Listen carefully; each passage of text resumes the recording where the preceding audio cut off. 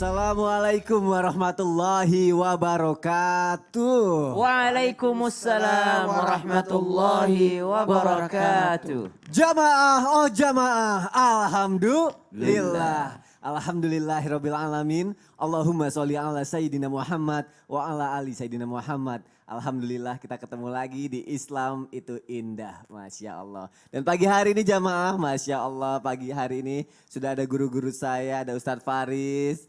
Selamat datang Mas Ani. Masya Allah, Ustadz Faris, ada Ustadz Maulana. Alhamdulillah. Dan juga Ustadz Syam. Siap, assalamualaikum. Masya Allah, bagus tadi suaranya tuh, keren banget. Yang mana? Yang tadi. Yang di awal. Yang di awal keren. Kenapa sekali. sih tadi bahas-bahas mantan tuh? Itu dia, itulah makanya tepatnya ada Ustadz Syam di sini. Kenapa? Karena sepertinya sangat berpengalaman sekali untuk membantu kita semua. Elah. Baik jamaah yang ada di rumah, kita akan mulai tema kita hari ini. Tapi sebelumnya ada yang mau aku tanya sama jamaah yang ada di rumah. Siapa yang pernah ngeliat atau bahkan ngalamin sendiri ketika rumah tangga mulai terancam karena sosok mantan yang dulu pernah ada di hidup kita ataupun hidup pasangan kita kembali hadir. Waduh, belum apa-apa udah kayak gitu ya. Ini hadir dalam urusan pekerjaan atau kepentingan lainnya nih. Lalu apakah yang sebaiknya kita lakukan agar rumah tangga dapat tetap terjaga? Aku sih sedikit tahu jawabannya. Tapi banyak yang harus aku tanya lagi sama guru-guru kita. Kita bahas pagi hari ini sesuai tema kita. Ketika mantan datang tak diundang. Masya Allah. Dan buat jamaah yang mau bertanya, tatap muka langsung sama guru-guru kita melalui online. Ini gampang banget nih, boleh langsung kirimkan pertanyaannya dan permasalahan kalian ke media sosial Islam itu Indah yang ada di bawah sini jamaah. Langsung saja nanti insya Allah pertanyaannya apa akan dijawab sama guru-guru kita. Baik, akan kita mulai pembahasan tema kita hari ini. Tapi sebelumnya tarik nafas dulu yang dalam. Biar nggak baper, takut pada baper. Nah, sebelumnya ada tayangan yang harus aku kasih lihat ke jamaah yang ada di rumah ya. Seseorang yang cemburu dengan pasangannya. Ini dia tayangannya, silakan. Fatma mau kemana? Ini mau cari makan. Kamu udah tugas belum? Udah, kamu udah? Belum. Oh ya udah, ntar aku bantuin deh. Kalau kamu masih lama nih aku kasih uang buat nongkrong di kafe, ntar dia aja pulangnya. Kamu cemburu sama cowok tadi? Dari tadi dia mulu. Aku itu nggak macam-macam nih, aku telepon. Gak usah. Aku seneng deh kamu cemburu, berarti kamu tandanya sayang. Tapi kan dia cuma mau bantuin aku doang. Kamu gak lihat apa? Dia itu suka sama kamu. Lagian ngapain sih minta bantuan sama orang? Apa gunanya aku? Aku selalu nemenin kamu, ada saat kamu butuh. Kalau kamu minta bantuan apa aja, aku usaha buat bisa. Tapi ini ngerjain tugas. Bisa, mana tugasnya? Aku kerjakan nanti malam. Ya udah aku bantuin nih. Gak usah, biar aku aja. Bodohnya aku. Harus bisa. Udah selesai. Bener nggak? 100% bener. Ntar ajarin aku ya. Tapi jangan bikin aku cemburu lagi. Cie cemburu cie. Ustadz Faris dulu pernah ngalamin yang gini-gini ya sih? Gak tahu, kadang hal-hal seperti ini kayak bisa menjadi sebuah problematika setiap orang gitu Ustadz Faris. Biasanya cemburu padahal konteksnya itu dalam urusan pekerjaan. Jadi ketika lagi di suatu pekerjaan seorang mantan tiba-tiba datang gitu. Tapi sebenarnya itu cuma kerjaan doang. Tapi itu pasangannya tuh cemburu. Nah itu boleh gak sih? Atau boleh gak sih kita melarang akhirnya, udah deh jangan deket-deket sama dia lagi. Nah itu aku mohon penjelasannya Ustadz Faris, silakan Ustadz. Masya Allah, ini curhat atau apa? Curhatan kayaknya. Silakan Ustadz. Bismillahirrahmanirrahim. Assalamualaikum warahmatullahi wabarakatuh. Waalaikumsalam warahmatullahi wabarakatuh. Alhamdulillah, wassalatu ala rasulillah. Penonton Islam itu indah yang dirahmati oleh Allah subhanahu wa ta'ala. Cemburu ini akhlak yang terpuji. Dan diakui oleh syariat serta akal sehat. Artinya kalau seseorang tidak memiliki rasa cemburu, dia bukan hanya tercela secara syariat, tapi juga harus diperiksa kejiwaannya. Maka nilai-nilai barat atau nilai-nilai di luar Islam yang mencoba memerangi fitrah manusia, bisikan paling dalam yang ada di dalam sanubari manusia pasti akan gagal. Artinya kalau itu diterapkan di tengah keluarganya, kalau itu diterapkan kepada orang-orang, maka dia sendiri akan merasa cemburu. Allah Subhanahu wa taala sendiri pun cemburu. Dalam hadis riwayat muttafaqun alaih, Nabi sallallahu alaihi wasallam bersabda, "Innallaha yaghar wa ghairatullahi an ya'tiyal mar'u ala ma harramallahu alaihi." Allah Subhanahu wa taala itu cemburu. Dan kecemburuan Allah itu ketika seorang hamba melakukan sesuatu yang diharamkan oleh Allah Subhanahu wa taala. Coba bayangkan, apakah Allah Subhanahu wa taala mendapat bahaya ketika seseorang melakukan sesuatu yang diharamkan oleh Allah? Tidak. Tetapi karena kecintaan Allah Subhanahu wa taala kepada seorang hamba, Allah tidak ingin hambanya masuk ke dalam jurang kehinaan dan bahaya dengan melakukan hal-hal yang diharamkan oleh Allah Subhanahu wa taala. Inilah tanda cinta. Inilah hadis cinta Allah Subhanahu wa taala yang sangat penting untuk kita ingat dalam keseharian, untuk menjaga kita dalam melakukan hal-hal yang dilarang oleh Allah Subhanahu wa taala. Bahkan merupakan dosa besar kalau sekiranya seorang hamba tidak memiliki rasa cemburu kepada pasangannya. Nabi SAW menyebutkan dalam hadis riwayat Ahmad, ada 3 kelompok yang tidak akan masuk surga. Mudminil khamar, pecandu minuman keras. Ad-dayyuth, orang yang tidak memiliki rasa cemburu kepada keluarganya untuk melakukan dosa atau dekat dengan laki-laki lain. Serta al-aq, orang yang durhaka kepada kedua orang tua. Hadis ini adalah rambu-rambu penting bagi seorang mukmin dalam melaksanakan kehidupan keseharian di tengah keluarganya agar dia menjaga kepada kehormatan. Jadi cemburu ini bukan tanda lemah bahwa seseorang merasa dirinya kurang dibanding orang yang dicemburuinya. Tapi jadikan mesin cemburu kita adalah karena kita tidak ingin keluarga kita berada pada zona tidak terhormat. Karena kita tidak ingin keluarga kita melakukan hal-hal rendahan di mata Allah dan di mata manusia. Jadi adalah hal yang wajar kalau seseorang menjaga kehormatannya dan menjaga kehormatan keluarganya. Nabi SAW menyebutkan dalam hadis riwayat Abu Daud, man mata duna irdihi fahuwa syahid. Siapa yang mati karena mempertahankan kehormatannya, maka kedudukannya seperti mati syahid. Islam dengan seluruh ajaran-ajarannya menginginkan manusia ini tetap terhormat di segala bidang kehidupannya. Pribadinya, keluarganya, anak-anaknya, istrinya, dan pekerjaannya.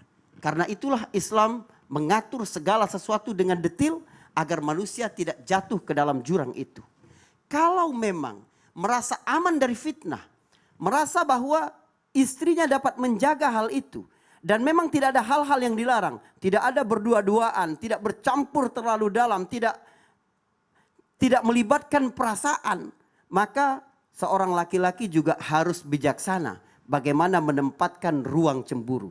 Cemburu yang benar itu memelihara perempuan dari kehormatan, tidak melakukan hal yang haram, menjaga dirinya, menjaga suaminya, menjaga hak-hak Allah Subhanahu wa taala dan hak-hak manusia. Karena itulah cemburu itu boleh, bahkan sesuai dengan fitrah, sesuai dengan agama, sesuai dengan akal sehat, tetapi harus pada tempatnya. Bahkan hal-hal yang baik. Beribadah saja tidak boleh. Nabi SAW melarang bahwa tidak mungkin sikap ghulu, berlebih-lebihan dalam beribadah, kecuali manusia akan dikalahkan. Kemudian dia akan pergi dari ketaatan itu. Berarti kembali lagi cemburu boleh, tapi memang harus ada batasannya itu ya Ustadz Faris ya. Betul. Karena betul, memang Masya Allah. kalau di dalam Al-Quran sendiri memang ada ya, kalau kita nggak cemburu malah kita dosa ya terhadap pasangan kita. Dalam hadis itu dalam disebutkan. hadis itu disebutkan Iya, ya. betul. Masya Allah, jazakallah khair Ustadz Faris, Masya Afwan, Allah. afwan. Karena bisa dibilang kalau mantan itu kan alumni hati juga ya. Suatu saat akan reuni juga ya. Dan kalau mungkin reuni dalam urusan pekerjaan, kata Ustadz Faris ya boleh lah cemburu, karena tapi tetap ada batasannya. Tetap harus menempatkan ruang cemburunya itu. Dan kenapa cemburu kata Ustadz Faris? Karena harus menjaga kehormatan istrinya juga. Masya Allah. Tapi, ini ada tapinya nih kadang-kadang nih. Karena suka ada sanggahannya Ustadz Maulana. Udah cemburu, alasannya baik segala macam, tapi yang dicemburuin malah makin dekat. Di tempat pekerjaannya. Berdua-duaan jamaah. Itu kita harus bagaimana? Drama ya, kita harus bagaimana? Apakah kita melarang atau kita mengancam? Boleh gak seperti itu Ustadz Maulana? Aku mau nanya sama Ustadz Maulana. Iya kita bahas ya. Kita bahas, silakan Ustadz Maulana. Makasih banyak Mas Soni. Izin Ustaz Faris, Ustaz Sam. Bismillahirrahmanirrahim. Assalamualaikum warahmatullahi wabarakatuh. Waalaikumsalam warahmatullahi wabarakatuh. Jamaah. Yeah. Oh jamaah. Yeah. Alhamdulillah. Alhamdulillahirrabbilalamin. Allahumma salli ala sayyidina Muhammad wa ala sayyidina Muhammad. Satu bentuk pujian dan rasa syukur karena dalam Islam banyak mengatur keadaan. Dari A sampai Z. Bahkan dalam hubungan ada namanya muamalah. Yang namanya muamalah tidak mungkin kita menghindarkan sesuatu. Lah itu kan yang jualan adalah mantan saya. Iya. Aduh gimana nih? Artinya mohon maaf, misalkan ada istilahnya anak muda, kalau ada mobil, Ya. ada angkot, Ya. kalau ada mantan di dalamnya udah penuh. Penuh dengan kenangan maksudnya. Oh, penuh dengan Jadi nggak usah kenangan. naik ke atasnya. Ah, ini Jadi gitu. Jadi Aku nanya sama orang yang tepat nih berarti sekarang nih. jadi gini, kalau berbicara tentang menyikapi hubungan dengan mantan dalam hal pekerjaan. Ada namanya kita harus bekerja apa ya? Profesional namanya. Profesional ya. Kalau profesional ya terserah. Dia mantan kita tidak ada masalah. Maka pertemuannya harus dalam batas-batas yang diperbolehkan syariat. Jadi kalau memang hubungannya dengan pekerjaan, sebatas pekerjaan saja. Sekali lagi, sebatas pekerjaan saja. Makanya dalam hal ini, kita sebagai manusia, maka semakin tinggi akhlak manusia, semakin mulia dia. Sekali lagi, semakin mulia dia. Tadi makasih banyak Sasbari sudah membahas bahwa ini bahaya ini. Kalau kita tidak batasi ibaratnya pergaulan kita bisa jadi merusak dan menghancurkan segalanya. Mohon maaf, penuhilah adab-adab. Apalagi mengenakan pakaian ditentukan syariat di depan umum. Sama halnya dengan beliau. Dia kan mantan saya. Maaf ya, dalam hal ini saya membahasnya berarti mantan yang sudah diceraikan. Ya, Karena dalam Islam tidak ada pacaran Ada ya. pacaran. Ini suami Ada istri pacaran. konteksnya ya, Jadi Ustaz kita ya? konteks yang kita bahas ini adalah konteks dalam hal suami istri yang sudah bercerai, kemudian sudah punya keluarga sendiri, kemudian ketemu lagi dengan mantannya. Makanya ini luar biasa. Jangan bertabarruj. Artinya menampakkan, kan dia dulu mantan suamiku. Aman kan? Atau mantan istriku aman? Tidak boleh. Tetap dalam batas-batas tertentu. Dan tidak disertai sesuatu yang diharamkan. Makanya makasih banyak. Karena hubungan ibaratnya, maaf kalau sudah terpisah hidup, itu memang bahaya.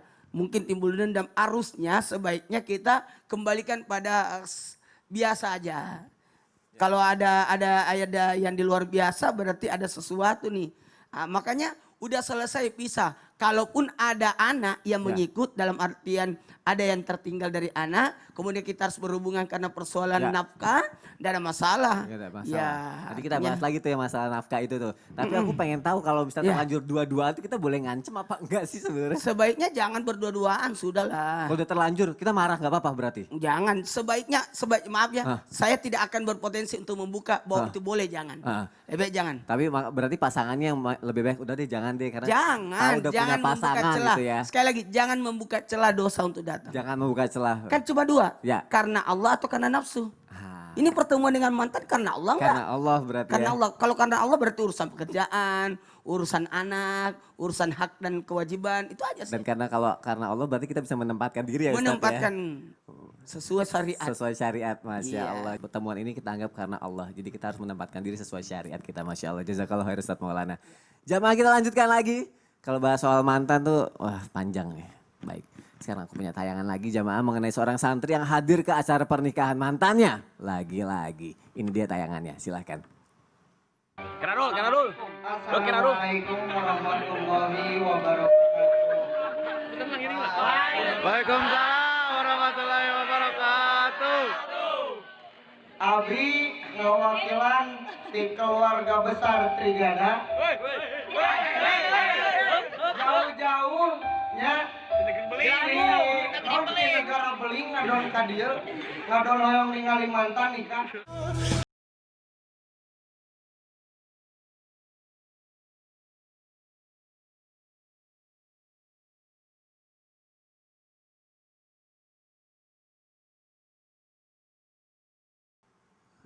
Ngerti nggak? Nggak ngerti, artinya apa ya? Jauh-jauh datang ke sini cuma buat ngelihat mantan nikah Oh, gitu. dia mengakui Gak tahu sendiri. apa dia orangnya atau dia mewakili temennya gitu. Iya benar. Tapi kalau itu santri bukan sih? Apa karena enggak ya Pak Peci Nggak aja tahu kali juga ya? sih. Belum tahu ya. Pernah ngeliat kejadian kayak gini gak Ustaz? Gak pernah. Gak pernah ya? Gak pernah. Tapi kadang kan sekarang rame ya, orang diundang. Saya tidak pernah lihat yang Iya, seperti itu. tapi pernah mengalami. ya Allah, diundang ya seperti itu. Ya Allah. Ustaz Syam kalau ada kejadian seperti ini kan sebenarnya kadang ya ada yang tiba-tiba kayak ini aku mantannya gitu mengutarakan. Ada yang pernah kalau kita lihat sama-sama jamaah yang ada di rumah nyanyi atau bahkan sampai nangis-nangis atau marah-marah jamaah yang ada di rumah karena datang ke nikahan mantannya. Sebenarnya nih Ustadz Syam, boleh nggak sih kita mengundang mantan ke acara intim seperti ini, pernikahan? Kita yang mengundang. Kita yang mengundang nih. Nah itu dibolehkan atau memang haram hukumnya? Karena mungkin takut kejadian hal-hal yang tidak diinginkan. Aku mohon penjelasannya Ustadz Syam. Baik. Bismillahirrahmanirrahim. Alhamdulillahirrabbilalamin. Wassalatu wassalamu ala asyrafil anbiya wal mursalin. Sayyidina Muhammadin wa ala alihi wa sahbihi ajma'in. Amma ba'd. Kalau berkata ulama kita, tabe guru-guruku, Ustadz Maulana, Ustadz Faris, Mas Soni, dan seluruh guru kami yang menyaksikan Islam itu indah. Berkata ulama kita bahwa hukum dalam Islam itu kan ada mubah, ada makruh, ada haram gitu, ada yang halal, ada yang sunnah gitu. Tapi ternyata ada ulama kita mengatakan tidak ada itu istilah mubah di dalam bagi orang yang beriman. Ya, tidak ada istilah boleh. Kan kalau kita katakan apa sih hukumnya mengundang orang lain ke acara kita ya kan boleh-boleh saja gitu. Nggak ada hukum haram, nggak ada hukum makruh, nggak ada hukum apa segala. Tapi bagi ulama kita nggak ada hukum boleh di dalam agama. Yang ada adalah Anda bisa mendapatkan pahala dalam hal itu atau bisa mengundang dosa dalam hal itu. Dalam keadaan itu Anda bisa mendapatkan pahala kah atau bisa mendapatkan dosa. Maka dari sinilah ditimbang ketika seseorang ingin melaksanakan suatu kegiatan, apakah potensi dosanya lebih besar, potensi membuat kesalahannya lebih besar atau potensi membuat kebaikannya lebih besar. Kalaulah mungkin mengundangnya adalah dalam maksud untuk ukhuwah Islamiyah, memperbaiki, mungkin ada yang pernah disakiti hatinya dalam hal meminta maaf, berarti hukumnya jadi wajib gitu. Hukumnya jadi wajib datang karena ada kesalahan yang namanya belum kita minta maaf sebelumnya, belum dihalalkan kesalahannya. Takutnya di hari kiamat ketemu ada dulu kesalahannya dia ya Allah, walaupun dia rajin sholat dia pernah menyakiti hati saya gitu. Ada hak-hak orang lain yang harus dikembalikan. Maka wajib datang, wajib diundang untuk apa? Untuk menebus kesalahannya dalam rangka minta maaf. Tapi ternyata kalau diundang malah mudaratnya lebih besar gitu kan. Mudaratnya lebih besar, bisa mengacaukan acara, nggak enak juga sama suami yang sekarangnya gitu. Maka jangan sampai diundang karena kan banyak sekarang alasannya silaturahim. Padahal silaturahim itu kan menyambung tali rahim yang ada serahimnya gitu. Dengan sepupu, dengan kakek, dengan paman jauh, itu silaturahim. Dengan orang tua sendiri, banyak kan sekarang memperbaiki hubungannya dengan mantan pacarnya, dengan mantan istrinya. Tapi ternyata tidak bagus hubungannya dengan ibunya. Tidak memperbaiki hubungannya dengan ayahnya. Dia kerjaannya nongkrong aja terus. Kenapa nongkrong terus? Ternyata dia di rumahnya tidak menghargai orang tuanya. Dia baik sama orang luar. Tapi di rumahnya dia tidak memperbaiki hubungannya dengan orang tuanya. Padahal silaturahim itu kan orang yang ada ikatan rahim dengan kita gitu. Wattaqullaha alladzi tasaaluna bihi wal arham. Jadi bagian daripada ketakwaan itu silaturahim. Tapi untuk mantan itu bukan silaturahim namanya. Bukan ya. Jadi bukan silaturahim. Ya bisa dikatakan ya ukhuwah aja lah. Persaudaraan. Baik persaudaraan secara agama atau persaudaraan secara kerabat. Karena pernah menjadi teman dekat gitu ya. Tapi sekali lagi guru kami sudah menyampaikan bahwa dalam Islam itu tidak ada pacaran. Tidak ada hubungan sebelum akad. Tidak ada hubungan sebelum halal. Kembali ke pertanyaannya. Boleh nggak diundang? Boleh, boleh saja. Tapi bisa menjadi haram ketika mudaratnya lebih besar dan bisa menjadi wajib kalau memang ada hak-hak yang harus dikembalikan di dalamnya. Apatah lagi mungkin sudah akrab dengan keluarganya, sudah akrab dengan orang tuanya gitu ya. Maka boleh saja datang untuk apa? Untuk memenuhi undangan. Bukankah Rasulullah Sallallahu Alaihi Wasallam salah satu akhlak seorang muslim itu adalah ketika diundang dia datang gitu. Ketika diundang dia datang. Maka kalau kita diundang oleh siapapun itu, jikalau di dalamnya tidak menambah mudarat, tidak menambah kesalahan, tidak menambah maksiat, tidak ada di dalamnya ikhtilat ataupun berkhalwat, maka silahkan datang karena itu juga anjuran daripada baginda Nabi Sallallahu Alaihi Wasallam. Karena ini dibarengkan dengan mengantar jenazah gitu ya, memenuhi undangan, menjenguk orang sakit, maka ini adalah termasuk sunnah Rasulullah Sallallahu Alaihi Wasallam. Boleh-boleh saja asal tidak menimbulkan mudarat itu mungkin. Berarti memang kembali lagi ke boleh mengundang tapi dua-duanya harus punya niat yang baik ya dari yang mengundang ataupun yang diundang ya Ustaz. Dan wabil khusus kalau yang mengundang adalah sang perempuan izin sama suaminya walaupun itu adalah acaranya. Oh memang harus izin dulu ya? Izin lah kan resepsi itu setelah akad kan. Resepsi itu setelah akad berarti surga Anda sudah berada di suami. Apapun yang dikatakan suami turut taat. Boleh atau tidaknya harus nurut ya Ustaz. Iya dong. Masya Allah. Jazakallah khair Ustaz Syam. Baik jamaah yang ada di rumah, kita akan lanjutkan lagi. Kali ini mungkin aku akan ngasih kesempatan untuk jamaah yang ada di rumah bertanya. Dan alhamdulillah kita sudah tersambung jamaah dengan jamaah yang siap untuk video online sama guru-guru kita dan ingin curhat. Insya Allah ada solusinya pagi hari ini. Assalamualaikum warahmatullahi wabarakatuh. Waalaikumsalam warahmatullahi wabarakatuh. Masya Allah, apa kabarnya? Baik, Alhamdulillah semoga semakin baik lagi ya setelah curhatan ini ya. Silakan. terima kasih atas kesempatan yang diberikan, Ustaz. Saya mau bertanya, gimana cara menghadapi keluarga suami, terutama ipar saya yang terlalu mencampuri urusan rumah tangga saya, Pak Ustadz. Sampai pernah ada masalah besar gara-gara ulah ipar saya. Terus suami saya curhat ke ipar saya. Terus ipar saya menyarankan untuk ceraikan saja istrimu. Saya nggak pernah menyalahi aturan rumah tangga, Pak Ustadz. Tetapi ipar saya selalu ingin memasuki permasalahan dalam rumah tangga saya. Selalu mengatur suami saya, bahkan rumah dan mobil suami saya pun ipar saya harus memegang kuncinya juga, harus dibagi dua sama saya. Jadi apa yang selalu diberikan ke saya, keluarga dari pihak suami selalu cemburu. Jadi saya harus gimana Pak Ustadz? Suami saya juga dalam menentukan sikap harus gimana? Mohon pencerahannya Pak Ustadz. Baik, ibu ya aku panggilnya ya. Mbak ya. Iya. Oke, baik Mbak, terima kasih untuk pertanyaannya. Jadi Ustadz, Mbak ini punya masalah dengan iparnya karena iparnya ini selalu ikut campur urusan rumah tangganya lah, bisa dibilang sudah di luar batasnya. Padahal si Mbak ini tidak pernah melakukan kesalahan gitu. Nah, Mbak ini minta solusinya seperti apa dan solusi juga untuk suaminya. Mbak, jangan kemana-mana. Harapannya nanti akan dijawab sama guru-guru kita di sini. Pokoknya setelah jeda iklan ini akan dijawab sama guru-guru kita dan juga ini pertanyaan ini insya Allah bisa mewakili banyak jamaah yang ada di rumah juga. Mungkin pernah mengalami hal yang serupa. Jadi jamaah juga jangan kemana-mana ya. Setelah jeda iklan ini akan dijawab sama guru-guru yang ada di sini. Ya, tetap di Islam itu indah. Jamaah, oh jamaah, alhamdulillah.